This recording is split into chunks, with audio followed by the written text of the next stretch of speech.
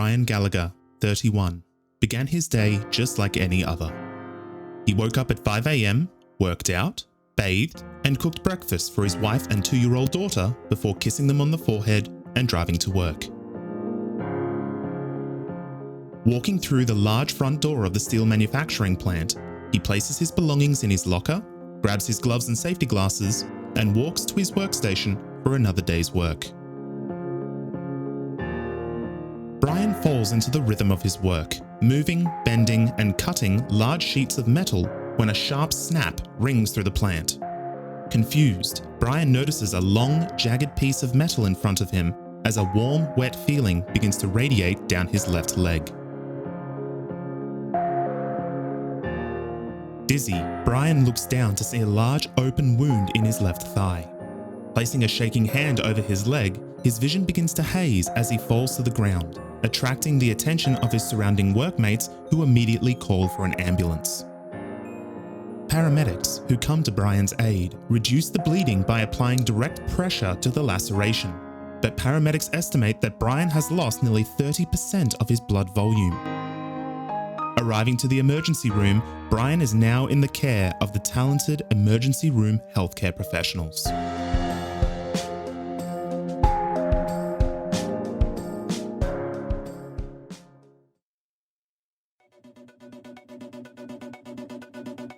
As Brian is wheeled into the emergency room, the paramedic team communicate Brian's condition to the doctors and nurses within the emergency department. Wasting no time, they set to work, transferring Brian, maintaining pressure on the wound, and performing a physical examination while measuring Brian's vital signs. "Everything will be okay, Brian. Please try to remain calm. We're here to look after you," a nurse says, as she applies a pulse oximeter onto his finger and applies a firm yet comforting grip on Brian's hand. At the same time, doctors are checking the popliteal artery, which is behind the knee, the posterior tibial artery, which is near the ankle, and the dorsalis pedis artery, which is on top of the foot, in order to check how much blood Brian's leg is actually getting after his injury. After performing a physical examination, things are not good. Brian's heart rate is 120 beats per minute and weak, with a respiratory rate of 28 breaths per minute and blood pressure of 80/60. Physical examination of Brian showed that he was extremely pale, diaphoretic, meaning that he was heavily sweating, and was highly anxious, with a weakened pulse and capillary refill of Brian's left leg.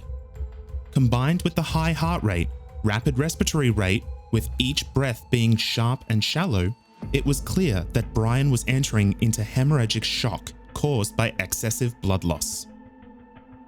This blood loss causes a decrease in blood pressure and venous return, the amount of blood that goes back to the heart from your veins, and thus causes a decrease in cardiac output, which is the amount of blood ejected from the heart per minute.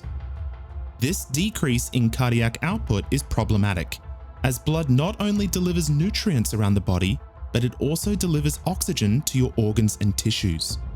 Less blood means less oxygen can be delivered to Brian's organs, and if his leg is not fixed soon, Brian's organs will go into hypoxic shock and will begin to shut down. The triage team are in a critical race against time to fix Brian's bleeding. The nurse asks Brian if there's someone that we can call to let them know that you are in the hospital. "Please don't tell my family I'm here," Brian says. "I don't want them to worry about me." Looking at Brian's face, the nurse could see the fear and panic on his face, as the severity of his injuries began to sink in.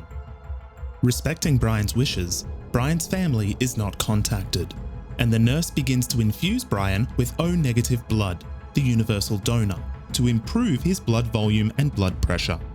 At the same time, doctors take a blood sample and send it away for laboratory studies to better understand the current state of Brian's health, and make a call to a vascular surgeon to repair the damaged artery. As the nurse comforts Brian, the team works fast to stabilize Brian's vital signs, focusing predominantly on maintaining pressure on the open wound and applying a firm tourniquet on the upper thigh to reduce the amount of blood flowing down the leg. Doctors also administer adrenaline and other adrenergic agonists to Brian. Adrenergic agonists work by binding to and stimulating the adrenergic receptors. Metaraminol, for example, is predominantly an alpha-1 adrenergic agonist, meaning that it is a potent vasoconstrictor, which causes Brian's blood vessels to constrict and narrow in diameter. By narrowing his blood vessels, there is an increased resistance between the blood and the blood vessels, which causes an increase in blood pressure. Adrenaline will also act on adrenergic receptors, but in high doses will bind to both alpha and beta receptors, meaning that adrenaline will also induce vasoconstriction, but will also cause an increase in heart rate and increased heart contractility, or the force in which your heart will beat.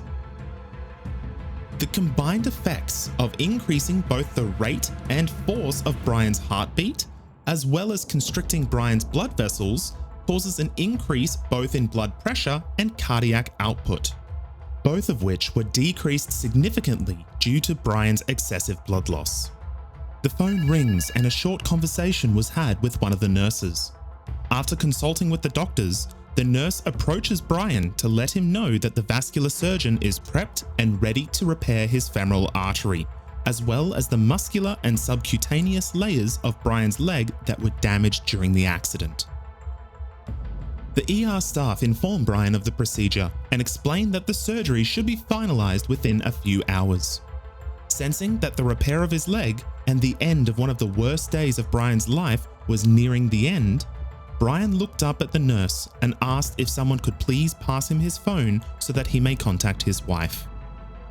A short conversation with his wife helps to calm Brian down before he is asked to hand over his phone and be wheeled into the operating theatre. A mask is applied and the anesthesiologist administers a sedative. And then, nothing.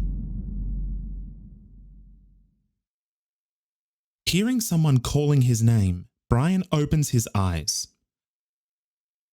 Looking around, two things catch his attention. First, a nurse explaining to Brian that the surgery was a success and that he is now in recovery.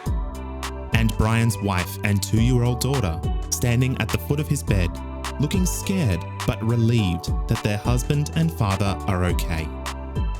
Staying in the hospital overnight for observation, Brian was discharged from the hospital, wife and daughter in hand, where after some rest and physiotherapy, made a full recovery.